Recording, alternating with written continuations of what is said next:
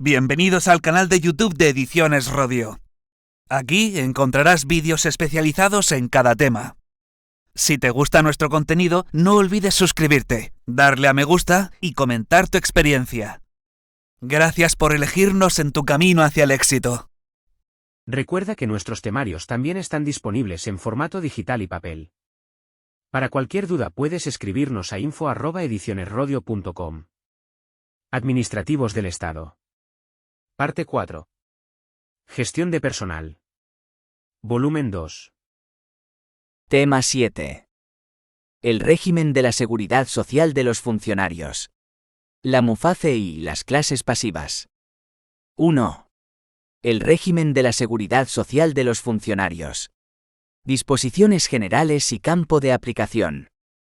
Como hemos visto, entre los derechos individuales reconocidos por el art. 14 TRBEP está el derecho, o a las prestaciones de la seguridad social correspondientes al régimen que les sea de aplicación. El régimen de la seguridad social de los funcionarios queda establecido en el Real Decreto Legislativo 4/2000, de 23 de junio, por el que se aprueba el texto refundido de la Ley sobre Seguridad Social de los Funcionarios Civiles del Estado, RDL 4/2000 en adelante. Tras un breve preámbulo, se da paso al texto refundido propiamente dicho, que contiene las siguientes materias y con la siguiente distribución. Texto refundido de la Ley sobre Seguridad Social de los Funcionarios Civiles del Estado. Capítulo y disposiciones generales, arts. 1 a 3. Capítulo 2. Mutualidad General de Funcionarios Civiles del Estado, arts. 4 a 6. Capítulo 3. Incorporación y cotización. Sección primera Incorporación arts. 7 a 9. Sección segunda Cotización art. 10. Capítulo 4. Contingencias y prestaciones en general arts. 11 y 12.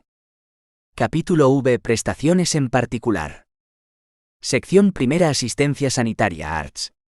13 a 17. Sección segunda Incapacidad temporal arts. 18 a 22. Sección tercera Incapacidad permanente arts. 23 a 28. Sección cuarta Protección a la familia art. 29. Sección quinta Servicios sociales y asistencia social arts. 30 a 32. Capítulo 6. Régimen económico. Sección primera Régimen económico y financiero, arts. 33 a 35. Sección segunda Régimen patrimonial, art. 36. Capítulo 7. Recursos y régimen jurisdiccional, art. 37. Disposiciones adicionales primera a décima. Disposición derogatoria única. Disposiciones finales primera a tercera. Este texto refundía varias disposiciones anteriores e incorporaba las novedades habidas en el Sistema General de Seguridad Social. Entró en vigor al día siguiente de su publicación en el BOE, que tuvo lugar el 28 de junio de 2000. Teniendo, por tanto, más de 20 años de vigencia, ha sufrido numerosas modificaciones puntuales. Además, debemos advertir que contiene muchas referencias a normas que ya están derogadas. Sobre este desajuste que el legislador no corrige, no podemos propiamente corregir, pero sí advertir de ello para evitar confusiones. Como facultaba la disposición final tercera de esta norma, se dictó el Real Decreto 375/2003, de 28 de marzo, por el que se aprueba el Reglamento General del Mutualismo Administrativo, para proceder a su desarrollo reglamentario. Comienza el texto refundido con 3 artículos introductorios. Artículo 1. Régimen especial de la seguridad social de los funcionarios civiles del Estado. El régimen especial de la seguridad social de los funcionarios civiles del Estado se rige por lo dispuesto en la presente ley, y en sus normas de aplicación y desarrollo, así como por la legislación de clases pasivas del Estado. Artículo 2. Mecanismos de cobertura. 1. Este régimen especial queda integrado por los siguientes mecanismos de cobertura. A. El régimen de clases pasivas del Estado, de acuerdo con sus normas específicas. B. El régimen del mutualismo administrativo que se regula en la presente ley. 2. No obstante lo anterior, los funcionarios de carrera de la Administración Civil del Estado que hayan ingresado a partir del 1 de enero de 2011 quedarán integrados en el régimen general de la Seguridad Social a los exclusivos efectos de pensiones, de acuerdo con lo dispuesto en el apartado 1 del artículo 20 del Real Decreto Ley 13/2010, de 3 de diciembre, de actuaciones en el ámbito fiscal, laboral y liberalizadoras para fomentar la inversión y la creación de empleo. Artículo 3. Campo de aplicación. 1. Quedan obligatoriamente incluidos en el campo de aplicación de este régimen especial: a. Los funcionarios de carrera de la Administración Civil del Estado. B. Los funcionarios en prácticas que aspiren a incorporarse a cuerpos de la Administración Civil del Estado, en la forma que reglamentariamente se determine. 2. Quedan excluidos de este régimen especial y se regirán por sus normas específicas: a. Los funcionarios de la Administración local. B. Los funcionarios de organismos autónomos. C. Los funcionarios de Administración militar. D. Los funcionarios de la Administración de Justicia. E. Los funcionarios de la Administración de la Seguridad Social. F. Los funcionarios de nuevo ingreso y en prácticas de las comunidades autónomas.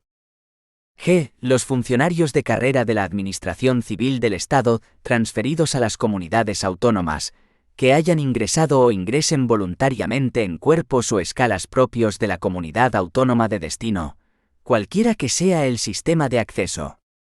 H. El personal de administración y servicios propio de las universidades. 2. La Mutualidad General de Funcionarios Civiles del Estado, MUFACE. 2,1. Aspectos generales y naturaleza jurídica de la MUFACE. El capítulo 2 del RDL 4/2000, titulado Mutualidad General de Funcionarios Civiles del Estado, recoge las siguientes normas referidas a la MUFACE. Artículo 4. Competencia y adscripción. 1. El sistema de mutualismo administrativo, al que se refiere esta ley, se gestionará y prestará a través de la Mutualidad General de Funcionarios Civiles del Estado, MUFACE, dependiente del Ministerio de Administraciones Públicas. 2. Dicha gestión se llevará a cabo de forma unitaria por la Mutualidad General de Funcionarios Civiles del Estado, sin perjuicio de las obligaciones que corresponden a las comunidades autónomas respecto a los funcionarios civiles del Estado, transferidos y adscritos a su servicio. Artículo 5. Naturaleza y régimen jurídico. 1. La Mutualidad General de Funcionarios Civiles del Estado es un organismo público con personalidad jurídica pública diferenciada, patrimonio y tesorería propios, y autonomía de gestión, y se regirá por las previsiones de la Ley 6/1997, de 14 de abril de Organización y Funcionamiento de la Administración General del Estado, relativas a los organismos autónomos, salvo lo dispuesto en el apartado 2 siguiente. Nota: a pesar de no haberse corregido la dicción literal del texto refundido, esta Ley 6/1997 aludida está derogada desde 2016, habiendo sido sustituida en cuanto regulación de los organismos autónomos por la Ley 40/2015 de 1 de octubre de régimen jurídico del sector público.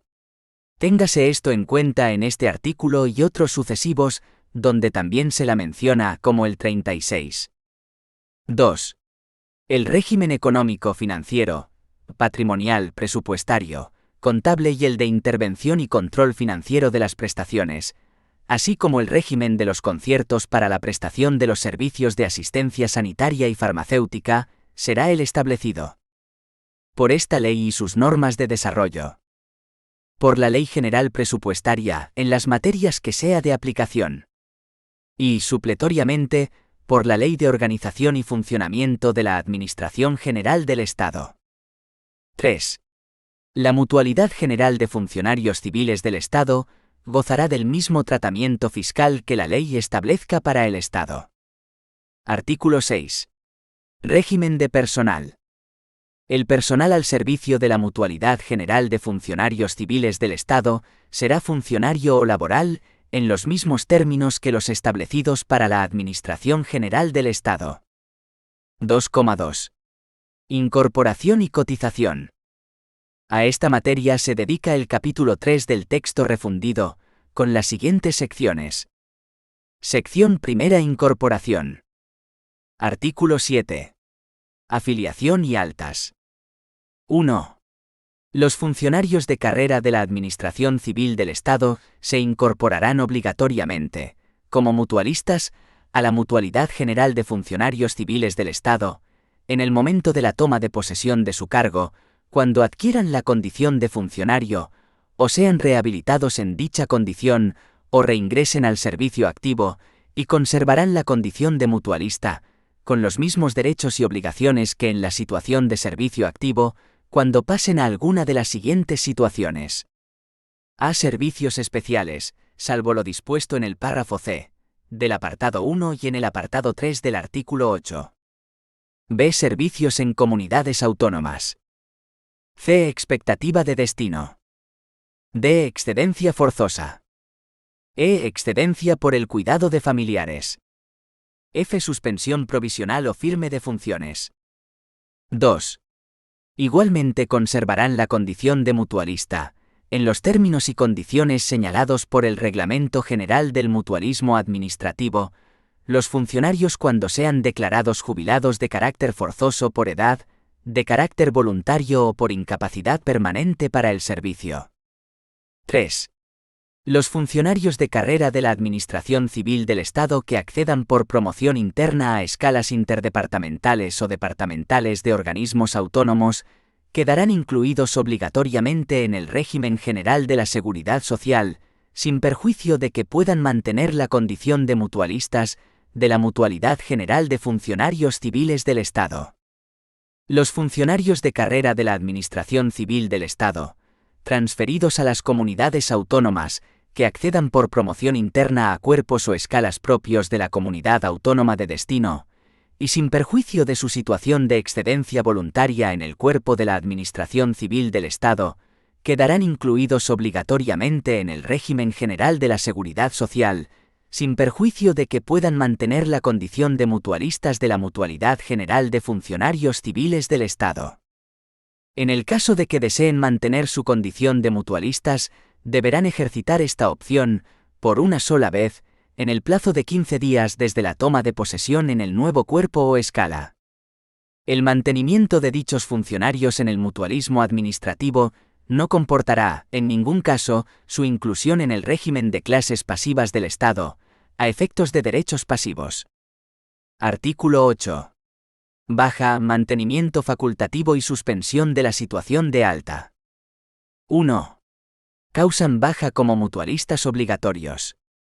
A. Los funcionarios que pasen a la situación de excedencia voluntaria, en cualquiera de sus modalidades, salvo que ejerciten la opción de mantener la condición de mutualistas, en los supuestos establecidos en el apartado 3 del artículo 7. B. Los funcionarios que pierdan tal condición cualquiera que sea la causa. C. Los funcionarios que ejerciten el derecho de transferencia establecido en el artículo 11,2 del anexo octavo del Estatuto de los Funcionarios de las Comunidades Europeas, aprobado por el Reglamento 259/1968 del Consejo de 29 de febrero.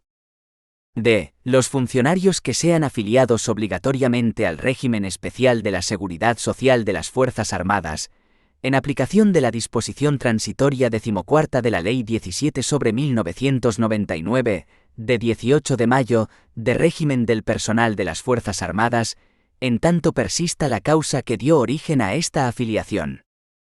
2. Podrán mantener facultativamente la situación de alta como mutualistas voluntarios, con igualdad de derechos, los funcionarios a que se refieren los párrafos A, B y C, del apartado 1 de este artículo, siempre que abonen exclusivamente a su cargo las cuotas correspondientes al funcionario y al Estado. El ejercicio de este derecho de opción se ajustará, en cuanto a la forma, plazos y procedimiento, a las normas que se establezcan reglamentariamente. 3. Podrán optar por suspender el alta en la Mutualidad General de Funcionarios Civiles del Estado, y cesar en sus derechos y obligaciones respecto a la misma, los funcionarios incluidos en este régimen especial, que se encuentren en la situación de servicios especiales, por prestar servicios como personal de la Administración de la Unión Europea, o de otra organización internacional en la que España sea parte, y que estén acogidos obligatoriamente al régimen de previsión de la mencionada organización, mientras dure dicha situación, y siempre que no estén incluidos en el supuesto contemplado en el párrafo C del apartado 1 de este artículo. Artículo 9. Afiliación a más de un régimen de la Seguridad Social. 1. El Reglamento General del Mutualismo Administrativo determinará el régimen aplicable a los funcionarios que pasen de un cuerpo a otro, dentro de la Administración Civil del Estado, así como el de aquellos que ocupen simultáneamente varias plazas por estar legalmente establecida su compatibilidad. 2. Asimismo, se determinarán por vía reglamentaria los supuestos y condiciones para conservar los derechos en curso de adquisición de quienes pasen del régimen del mutualismo administrativo, al que se refiere el párrafo B del artículo 2 de esta ley, a otros del sistema de la seguridad social, e inversamente, a lo largo de su vida profesional. 3. Cuando una única prestación de servicios sea causa de la inclusión obligatoria de un funcionario público en más de un régimen de la seguridad social, podrá optar, por una sola vez, por pertenecer exclusivamente al régimen especial de la seguridad social de los funcionarios públicos que le corresponda. Si la doble afiliación afecta a dos regímenes especiales de funcionarios, podrá optar también por una sola vez, por pertenecer a uno solo de ellos. Sección segunda. Cotización. Artículo 10. Régimen de cotización de los mutualistas. 1. La cotización a la Mutualidad General de Funcionarios Civiles del Estado será obligatoria para todos los mutualistas, con excepción de los mutualistas jubilados y de quienes se encuentren en la situación de excedencia voluntaria para atender al cuidado de hijos o familiares. 2. La base de cotización será la que en cada momento se establezca como haber regulador a efectos de cotización de derechos pasivos. 3. El tipo porcentual de cotización será fijado en la Ley de Presupuestos Generales del Estado para cada ejercicio económico. 4. La cuota mensual de cotización se obtendrá dividiendo por 14 la cantidad resultante de aplicar a la base de cotización anual, reducida en su caso, el tipo porcentual establecido y se abonará doblemente en los meses de junio y diciembre. No obstante, la cotización correspondiente a las pagas extraordinarias se reducirá cualquiera que sea la fecha de su devengo, en la misma proporción en que se minore dicha paga como consecuencia de abonarse la misma en cuantía proporcional al tiempo en que se haya permanecido en situación de servicio activo. Las cuotas correspondientes a los períodos de tiempo en que se disfruten licencias sin derecho a retribución no experimentarán reducción en su cuantía. 5. El régimen de cotización de los mutualistas, que mantengan facultativamente su situación de alta, será el dispuesto en el apartado 2 del artículo 8. 6. La obligación de pago de las cotizaciones a la mutualidad prescribirá a los 4 años a contar desde la fecha en que preceptivamente debieron ser ingresadas. La prescripción quedará interrumpida por las causas ordinarias y, en todo caso, por cualquier actuación administrativa realizada con conocimiento formal del obligado al pago de la cotización, conducente a la liquidación o recaudación de la deuda, y especialmente, por el requerimiento al deudor. 7. Los mutualistas obligados a cotizar tendrán derecho a la devolución total o parcial de las cuotas o al exceso de las mismas, ingresadas indebidamente. El plazo para ejercitar este derecho será de 4 años a partir de la fecha en que se hubiesen hecho efectivas. Formarán parte de la cotización a devolver los recargos, intereses y costas que se hubieren satisfecho cuando el ingreso indebido se hubiere realizado por vía de apremio, así como el interés legal aplicado, en su caso, a las cantidades ingresadas. 2,3. Contingencias y prestaciones en general. El capítulo 4 del RDL 4/2000 se dedica a esta materia, con estas normas. Artículo 11. Contingencias protegidas. Los mutualistas y, en su caso, los familiares o asimilados a su cargo quedan concretamente protegidos, de acuerdo con lo previsto en esta ley, en las siguientes contingencias. A. Necesidad de asistencia sanitaria.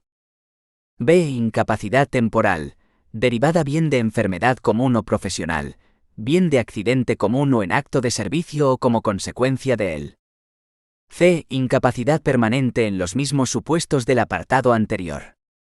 D. Cargas familiares. Artículo 12. Prestaciones. 1. Las prestaciones a que tienen derecho los mutualistas o sus beneficiarios, cuando se encuentren en los supuestos de hecho legalmente establecidos, serán las siguientes. A. Asistencia sanitaria. B. Subsidios por incapacidad temporal, riesgo durante el embarazo o riesgo durante la lactancia natural. C. Prestaciones recuperadoras por incapacidad permanente total, absoluta y gran invalidez. D. Prestaciones para la remuneración de la persona encargada de la asistencia del gran inválido. E. Indemnizaciones por lesiones, mutilaciones o deformidades causadas por enfermedad profesional o en acto de servicio o como consecuencia de él. F. Servicios sociales. G. Asistencia social. H. Prestaciones familiares por hijo a cargo minusválido. Y ayudas económicas en los casos de parto múltiple. 2. Las prestaciones citadas en el apartado anterior que, una vez reconocidas, exijan un pago económico al mutualista o a sus beneficiarios, serán abonadas únicamente en la cuenta corriente o libreta ordinaria abierta a su nombre. 3. Respecto de las prestaciones de MUFACE, que exijan un pago periódico o vitalicio al mutualista o sus beneficiarios, y que hayan sido reconocidas o solicitadas antes de 1 de enero de 2011, los habilitados de clases pasivas estarán obligados a abonar a su mandante, ya sea mediante transferencia bancaria o mediante cheque, el importe íntegro de la prestación que le haya sido pagado por MUFACE, sin practicar deducción alguna. Las comisiones, gastos de gestión o impuestos derivados del ejercicio de la actividad profesional que repercuta en su cliente, deberán cobrarlos de forma separada. 2,4. Prestaciones en particular. El capítulo 5 del texto refundido se dedica a desgranar las prestaciones que componen la cobertura o protección de los funcionarios, con estas secciones. Sección primera: Asistencia sanitaria. Artículo 13. Objeto. 1. La asistencia sanitaria tiene por objeto la prestación de los servicios médicos, quirúrgicos y farmacéuticos conducentes a conservar o restablecer la salud de los beneficiarios de este régimen especial, así como su aptitud para el trabajo. 2. Proporcionará también los servicios convenientes para completar las prestaciones médicas y farmacéuticas, y de un modo especial, atenderá a la rehabilitación física para la recuperación profesional de los incapacitados con derecho a ella. Artículo 14. Contingencias protegidas. Las contingencias cubiertas por la prestación de la asistencia sanitaria son las de enfermedad común o profesional y las lesiones ocasionadas por accidente común o en acto de servicio o como consecuencia de él, sea por accidente o riesgo específico del cargo, así como el embarazo, el parto y el puerperio, en la extensión y términos que en esta ley se establecen y en los que se determinen en el Reglamento General del Mutualismo Administrativo. Artículo 15. Beneficiarios de asistencia sanitaria. 1. La asistencia sanitaria se dispensará a todos los mutualistas incluidos en el ámbito de aplicación de este régimen especial y jubilados mutualistas, así como a los beneficiarios de ambos. 2. Para la determinación de la condición de beneficiario a cargo de un mutualista de este régimen, se estará a lo dispuesto en el Reglamento General del Mutualismo Administrativo que, asimismo, establecerá los supuestos y condiciones en que se dispensará la asistencia sanitaria tanto a los viudos como a los huérfanos de mutualistas activos o jubilados. El reconocimiento o mantenimiento por MUFACE de la condición de beneficiario a cargo de un mutualista será incompatible con la condición de asegurado o beneficiario a efectos de la asistencia sanitaria a través del Sistema Nacional de Salud, reconocida por cualquiera de los otros organismos públicos competentes a tal efecto. 3. En ningún caso, MUFACE facilitará a su cargo la prestación de asistencia sanitaria a los familiares o asimilados de los mutualistas cuando aquellos no tengan reconocida la condición de beneficiarios del mutualismo administrativo, salvo en el caso del recién nacido cuando la madre sea mutualista o beneficiaria, y en los supuestos de adopción o acogimiento, durante los primeros 15 días desde el momento del parto, desde la decisión administrativa o judicial de acogimiento, o desde la resolución judicial por la que se constituya la adopción. Artículo 16. Contenido de la asistencia sanitaria. La prestación de asistencia sanitaria comprende: J. Los servicios de atención primaria, incluida la atención primaria de urgencia en régimen ambulatorio o a domicilio, y la atención especializada, ya sea en régimen ambulatorio u hospitalario, e incluidos los servicios de urgencia hospitalaria, todos ellos con un contenido análogo al establecido para los beneficiarios del Sistema Nacional de Salud. K. La prestación farmacéutica, que incluye las fórmulas magistrales, las especialidades y los efectos y accesorios farmacéuticos, con la extensión determinada para los beneficiarios del Sistema Nacional de Salud. Los beneficiarios participarán mediante el pago de una cantidad porcentual por receta o, en su caso, por medicamento, que se determinará reglamentariamente. El modelo receta oficial será el establecido por la mutualidad, con sujeción a lo previsto en la normativa vigente, y podrá emitirse en soporte papel y en soporte electrónico. L. Las prestaciones complementarias, cuya definición, extensión y contenido se determinarán reglamentariamente. Artículo 17. Forma de la prestación. 1. La asistencia sanitaria se facilitará por la Mutualidad General de Funcionarios Civiles del Estado, bien directamente o por concierto con otras entidades o establecimientos públicos o privados. Estos conciertos se establecerán preferentemente con instituciones de la Seguridad Social. 2.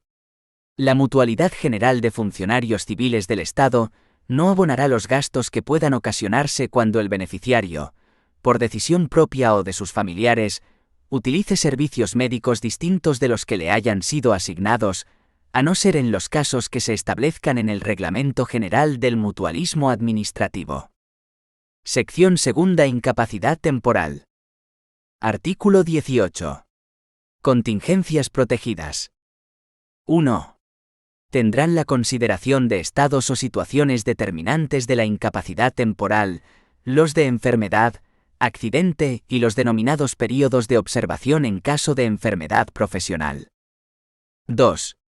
Los permisos o licencias por parto, adopción o acogimiento, tanto preadoptivo como permanente o simple, y de paternidad por el nacimiento, acogimiento o adopción de un hijo, establecidos en el artículo 49 de la Ley 7/2007, del Estatuto Básico del Empleado Público, no tendrán la consideración de incapacidad temporal.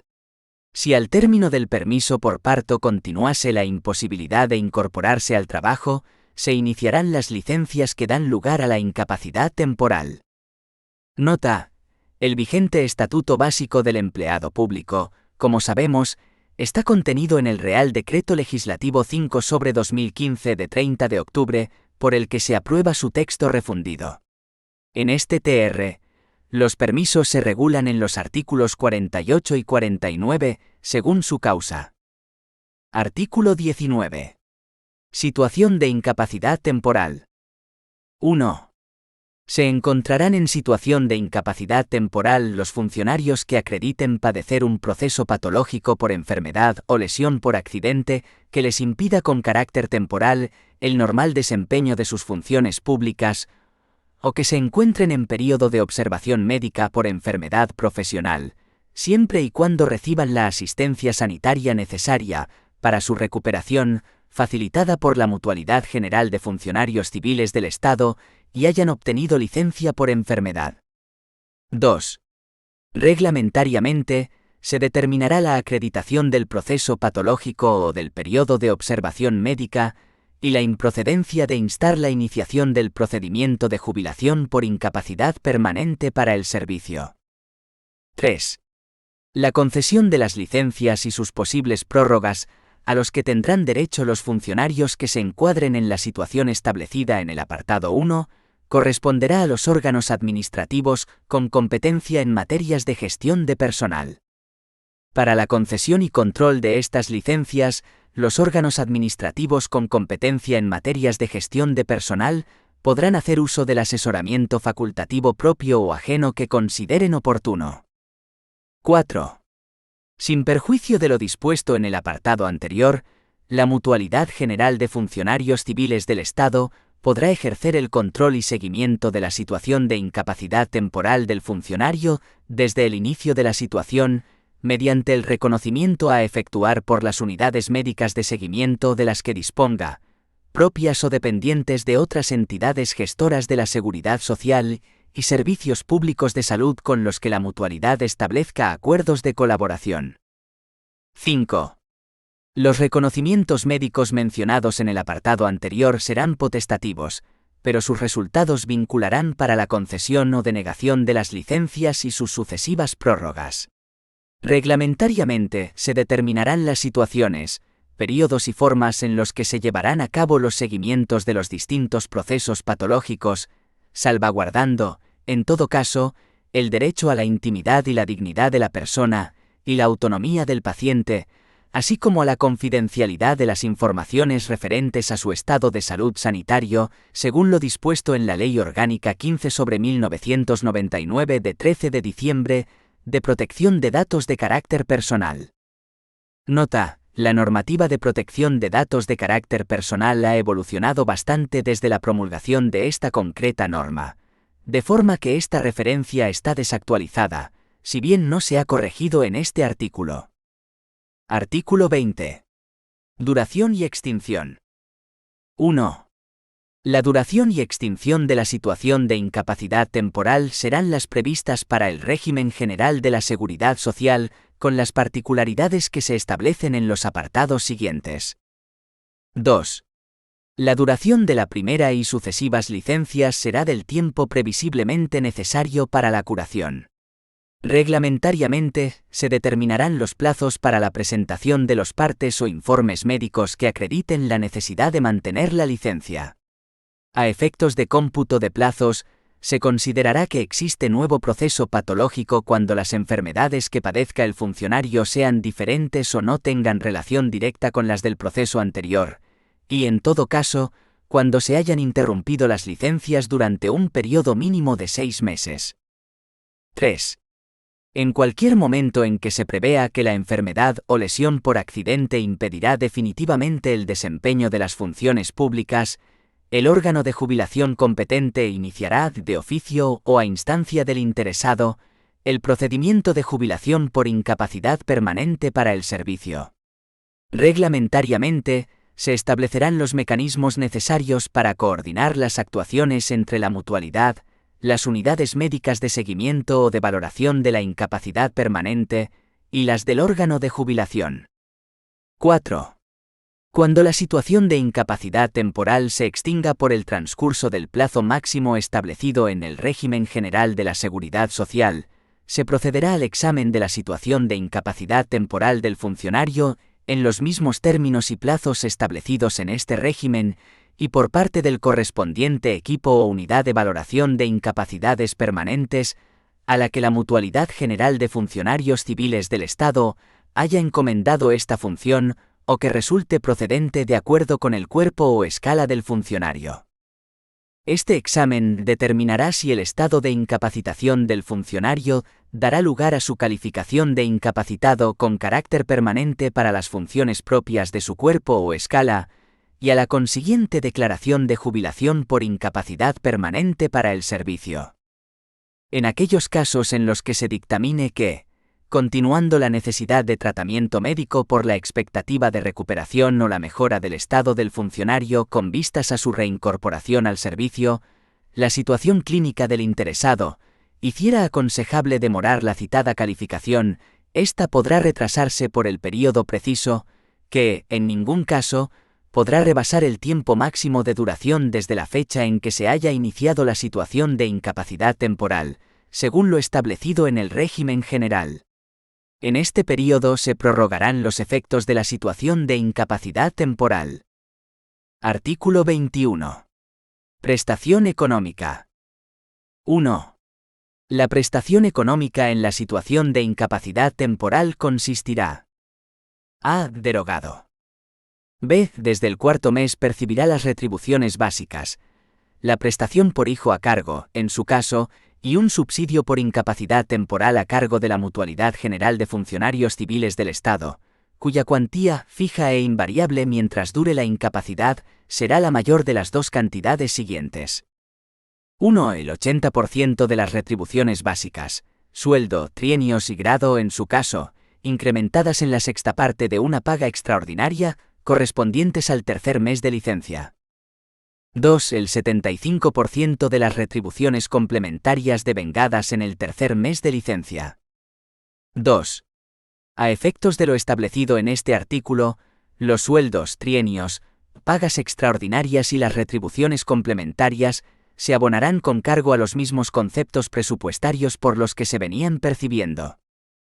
3. En ningún caso la suma resultante de las cantidades a cargo del órgano, para el que presta sus funciones el mutualista y la del subsidio, podrá exceder del importe de las percepciones que el funcionario tuviera en el tercer mes de licencia. 4. La Mutualidad General de Funcionarios Civiles del Estado podrá encomendar al órgano, para el que preste servicio el funcionario, la gestión del pago del subsidio por incapacidad temporal al que tenga derecho, sin detrimento de las capacidades de control y seguimiento establecidas en el artículo 19. 5. El derecho al subsidio económico por incapacidad temporal, cualquiera que sea la situación que haya dado lugar al mismo, se entenderá en todo caso extinguido por el transcurso del plazo máximo de duración, incluido el de prórroga de efectos, desde la fecha en que se haya iniciado la situación de incapacidad temporal establecido en el régimen general. Artículo 22. Situación de riesgo durante el embarazo o riesgo durante la lactancia natural. 1. Las situaciones de riesgo durante el embarazo o durante la lactancia natural de hijos menores de 9 meses tendrán la misma consideración que la situación de incapacidad temporal derivada de enfermedad profesional, por lo que no requerirán de periodo de carencia y sus contenidos asistenciales serán los previstos para esta situación. 2. La concesión de las licencias por riesgo durante el embarazo o durante la lactancia natural y sus posibles prórrogas corresponderá a los órganos administrativos con competencia en materias de gestión de personal. 3.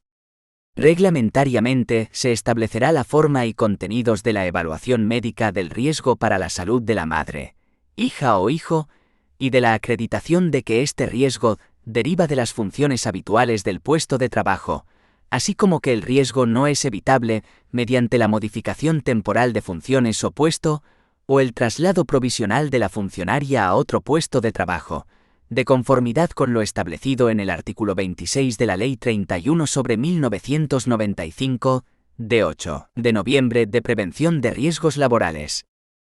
4.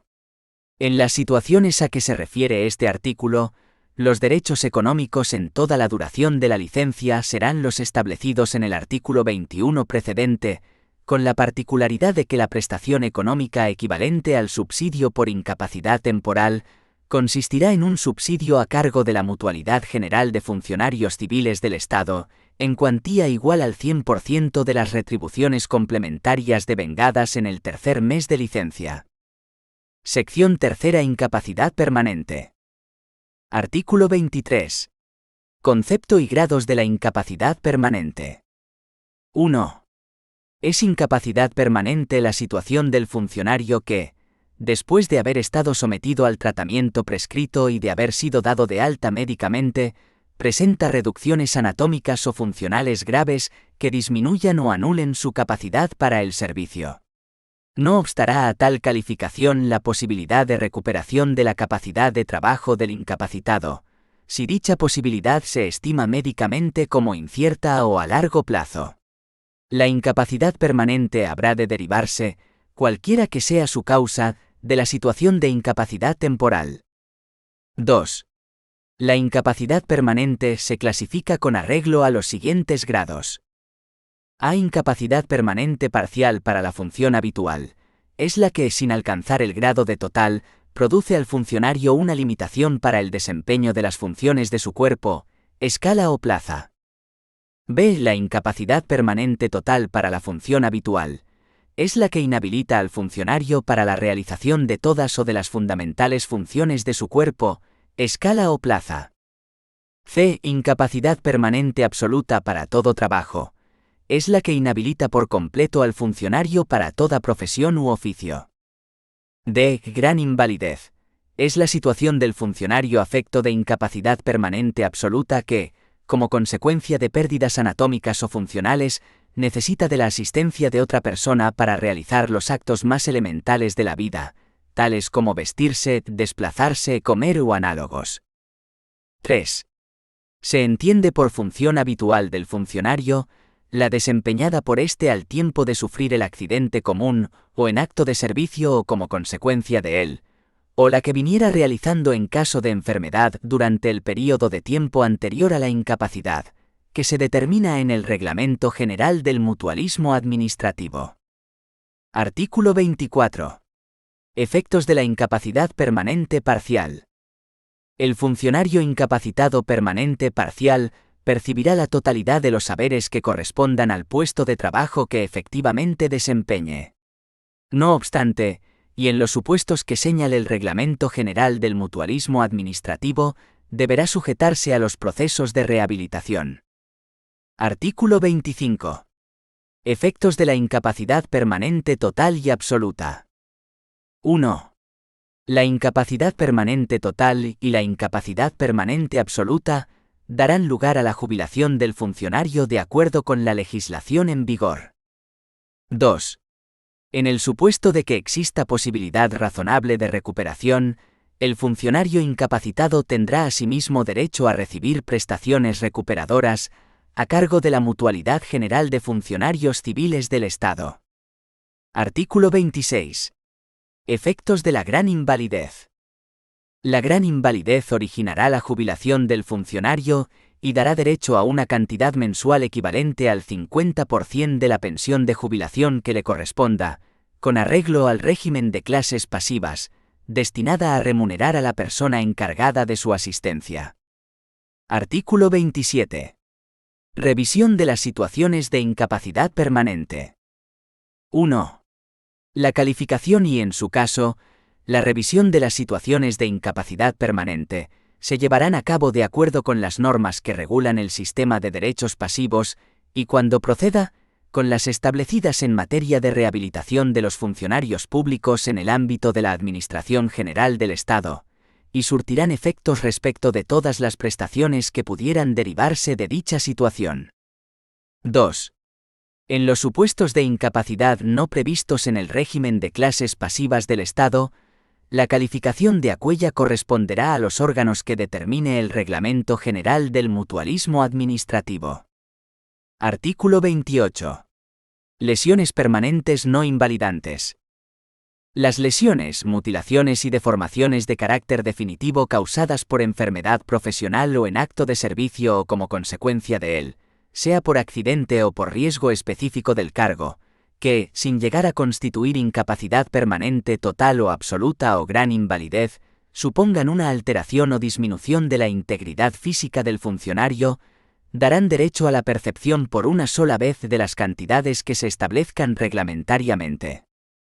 Sección cuarta. Protección a la familia. Artículo 29. Prestaciones económicas. Nota: la mayor parte de las referencias legislativas contenidas en este artículo ya no se corresponden con los textos vigentes, por lo que deben ser entendidas como referidas a los nuevos artículos que regulan cada concreto punto de esta materia, si bien se trata de interpretaciones de la norma, que están sujetas a no pocas controversias. 1. Las prestaciones económicas de protección a la familia serán de pago periódico y de pago único. Las primeras corresponden a las prestaciones familiares por hijo a cargo, y las segundas a ayudas económicas en los casos de parto múltiple y por nacimiento de hijo. 2.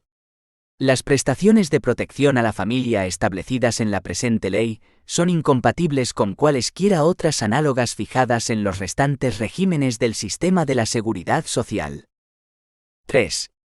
La prestación por hijo a cargo menor de 18 años, no minusválido, se regirá por lo dispuesto en el capítulo 9 del título 2 del texto refundido de la Ley General de la Seguridad Social, y la prestación por nacimiento de hijo se regirá por lo dispuesto en el artículo 2 del Real Decreto Ley 1/2000, de 14 de enero. Su gestión corresponde a las unidades y órganos administrativos que tenían encomendada la de las extinguidas prestaciones de ayuda familiar, sin perjuicio de que, cuando el beneficiario tenga la condición de pensionista, la consignación y abono de las prestaciones reconocidas se efectúen por los servicios correspondientes de clases pasivas del Ministerio de Hacienda. 4. Las prestaciones por hijo a cargo minusválido, cuya gestión corresponde a la Mutualidad General de Funcionarios Civiles del Estado, se regirán igualmente por lo dispuesto en el capítulo 9 del título 2 del texto refundido de la Ley General de la Seguridad Social. 5. El subsidio especial por maternidad en el supuesto de parto múltiple tendrá el mismo contenido que en el régimen general de la Seguridad Social. 6.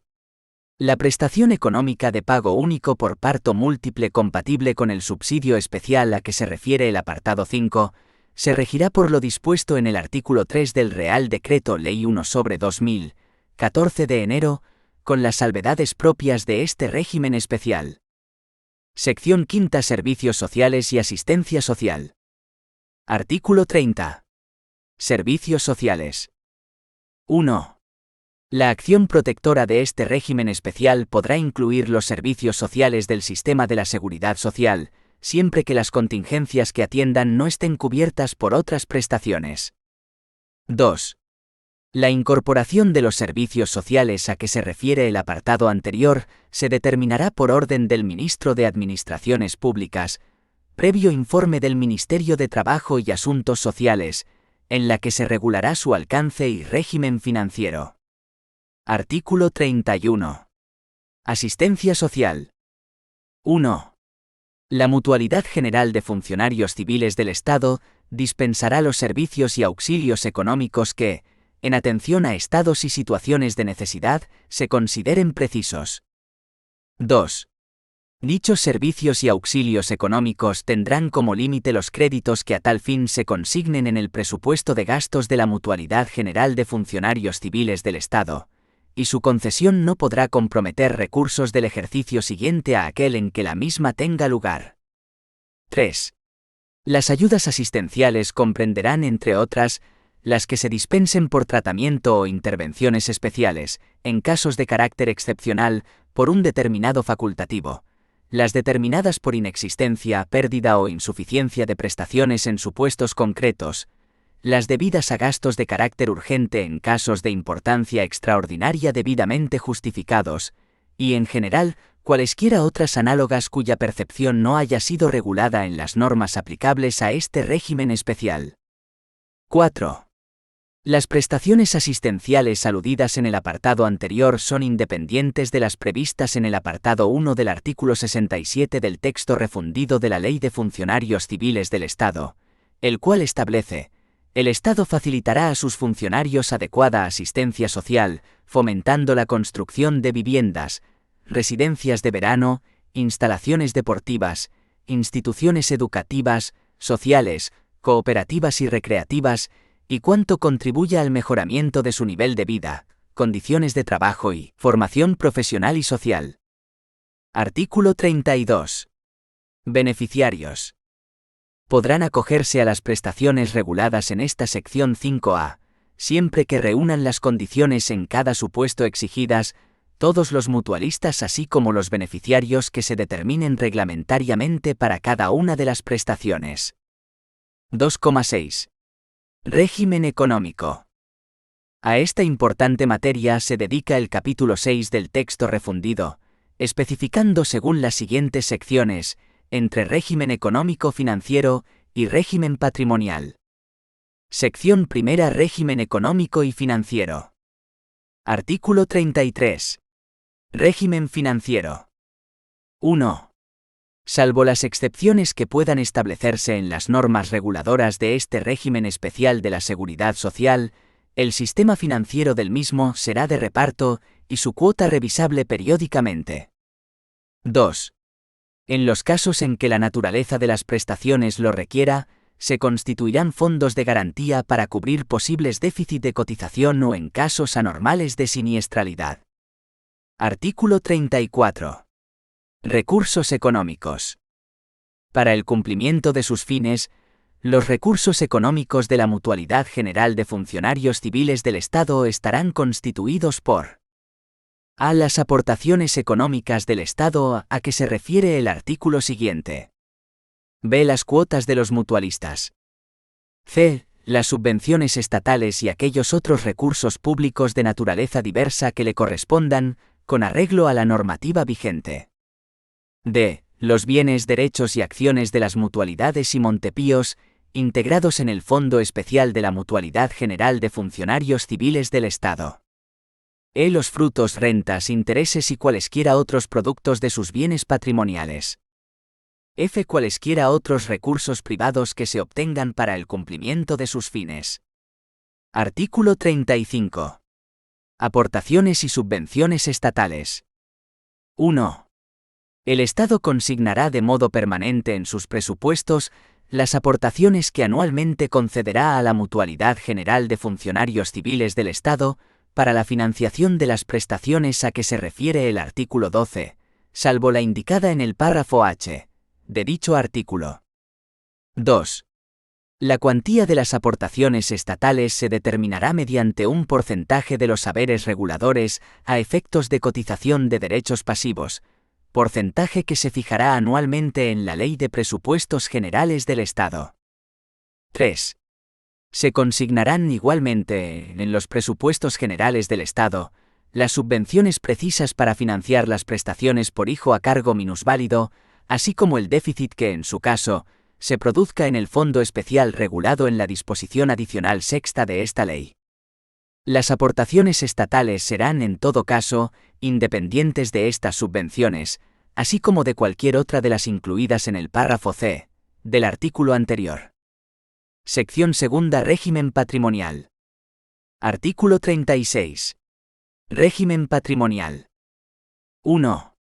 El régimen patrimonial de la Mutualidad General de Funcionarios Civiles del Estado será el establecido en el artículo 48 de la Ley 6/1997, de 14 de abril, de Organización y Funcionamiento de la Administración General del Estado, pudiendo disponer de los bienes patrimoniales propios que resulten innecesarios para el cumplimiento de sus fines, sin perjuicio de lo dispuesto en dicho artículo para estos supuestos.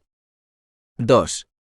En lo no regulado por el referido artículo, la administración y gestión de dicho patrimonio se regirá por las disposiciones específicas contenidas en la presente ley, en sus normas de aplicación y desarrollo, y en lo no previsto en las mismas, por lo establecido en la legislación reguladora del patrimonio del Estado. Se entenderán referidas al Ministerio de Administraciones Públicas y a la Dirección General de la Mutualidad General de Funcionarios Civiles del Estado, las competencias que en dicha legislación se atribuyen al Ministerio de Hacienda y Dirección General del Patrimonio del Estado, sin perjuicio de su posible delegación o desconcentración en otros órganos superiores o directivos, y de las competencias que correspondan al Consejo General de la Mutualidad General de Funcionarios Civiles del Estado. 2,7. Recursos y régimen jurisdiccional. Artículo 37. Recursos y régimen jurisdiccional. 1. Los actos y resoluciones del Director General de la Mutualidad General de Funcionarios Civiles del Estado no ponen fin a la vía administrativa, pudiéndose recurrir en alzada ante el Ministro de Administraciones Públicas. Agotada la vía administrativa, podrán recurrirse en la contencioso administrativa conforme a su ley reguladora. 2. Se exceptúan de lo dispuesto en el apartado anterior y, en todo caso, pondrán fin a la vía administrativa las resoluciones a que se refieren los párrafos A y B del artículo 109 de la Ley 30/1992, de 26 de noviembre, de régimen jurídico de las administraciones públicas y del procedimiento administrativo común, y las dictadas en materia de personal por el Director General de la Mutualidad. En estos supuestos procederá el recurso de reposición, con carácter potestativo, cuando corresponda, y el contencioso administrativo con arreglo a su ley reguladora. 3. El recurso extraordinario de revisión podrá interponerse en la forma que determina el artículo 118 de la Ley de Régimen Jurídico de las Administraciones Públicas y del Procedimiento Administrativo Común citada en el apartado anterior. 4. Las reclamaciones previas, en asuntos civiles y laborales, serán resueltas por el Director General de la Mutualidad General de Funcionarios Civiles del Estado. 3. Las clases pasivas. 3,1. Aspectos generales y régimen jurídico. Cuando se habla de clases pasivas, se alude a un concepto ya clásico dentro del derecho administrativo, y más concretamente en el seno de la función pública. Se trata del régimen específico de seguridad social para los funcionarios. Se trata de un régimen que tiene fijada fecha de caducidad, porque los funcionarios que hayan adquirido tal condición a partir del 1 de enero de 2011 ya están integrados en el régimen general. En un proceso lento pero inexorable, cada vez habrá más funcionarios integrados en el régimen general y menos destinatarios de esta regulación que ahora vamos a analizar. Para aclarar un poco este concepto, apuntamos algunas diferencias prácticas entre este sistema y el régimen general. Cotización. Los funcionarios adscritos al sistema de clases pasivas no cotizan como el resto de los trabajadores, públicos o privados. El concepto por el que cotizan es el haber regulador, que viene determinado por la categoría de cada funcionario, no por el sueldo real que percibe. Edad de jubilación. En el régimen general hay dos edades de jubilación, 65 años para los que tengan 38 años, y 6 meses cotizados y 67 años para el resto. Para los funcionarios de clases pasivas, la edad de jubilación ordinaria sigue estando en los 65 años. Jubilación anticipada. En régimen general, la edad mínima a la que se pueden retirar los funcionarios es de 63 a 65 años, 2 años antes de su edad de jubilación ordinaria. Mientras el régimen de clases pasivas permite jubilarse a los 60 años, y para el cómputo de los coeficientes reductores, el sistema también es distinto. El texto refundido de la Ley de Clases Pasivas del Estado, TRCP o LCP en adelante, data de 1987. Concretamente fue promulgado por el Real Decreto Legislativo 670/1987, de 30 de abril. Una norma con tan larga trayectoria hace tiempo que merece una nueva refundición, porque su articulado ha sufrido numerosísimas reformas parciales, derogaciones, declaraciones de inconstitucionalidad y nulidad y correcciones de errores. Además hay que contar con otra contingencia añadida. Las múltiples referencias que se hacen a otros textos legislativos también están en su mayor parte desfasadas. Esto plantea una disyuntiva a la hora de interpretar los artículos. No considerar las referencias que lleven a una norma ya derogada, de forma que se ignoran cuando se interpretan los artículos, si bien ello puede conllevar la inaplicabilidad de los mismos, o bien adaptar esas referencias a la normativa que regula actualmente la materia en cuestión en cada caso, lo que siempre es un ejercicio arriesgado, en el cual hay que apoyarse en la jurisprudencia reciente y que requiere de un alto grado de especialización. El texto refundido de la Ley de Clases Pasivas del Estado tiene este contenido y estructura general. Título preliminar. Normas generales, arts. 1 a 4. Título y derechos pasivos del personal, comprendido en el número 1 del artículo 3 grado de este texto. Subtítulo y disposiciones generales. Capítulo y derechos pasivos, arts. 5 a 10. Capítulo 2. Competencia y procedimiento en materia de clases pasivas del Estado, arts. 11 a 17. Subtítulo 2. Prestaciones del régimen de clases pasivas del Estado en favor del personal comprendido en el artículo 3, número 1 de este texto. Capítulo y disposiciones generales, arts. 18 a 27. Capítulo 2. Pensiones ordinarias de jubilación y retiro, en favor del personal mencionado en la letra A, del número 1 del artículo 3 grado de este texto, arts. 28 a 33. Capítulo 3. Pensiones ordinarias en favor de los familiares del personal mencionado en la letra A, del número 1 del artículo 3 de este texto. Sección primera. Disposiciones generales, arts. 34 a 37 quater. Sección segunda. Pensiones de viudedad, arts. 38 a 40. Sección tercera. Pensiones de orfandad, arts. 41 a 43. Sección cuarta. Pensiones en favor de los padres, arts. 44 a 46. Capítulo 4. Pensiones extraordinarias en favor del personal comprendido en la letra A, del número 1 del artículo 3 grado de este texto, arts. 47 a 50. Capítulo V. Pensiones causadas por personal mencionado en la letra C, del número 1 del artículo 3 grado de este texto, art. 51. Capítulo 6. Pensiones causadas por el personal mencionado en la letra D y F, del número 1 del artículo 3 grado de este texto, arts.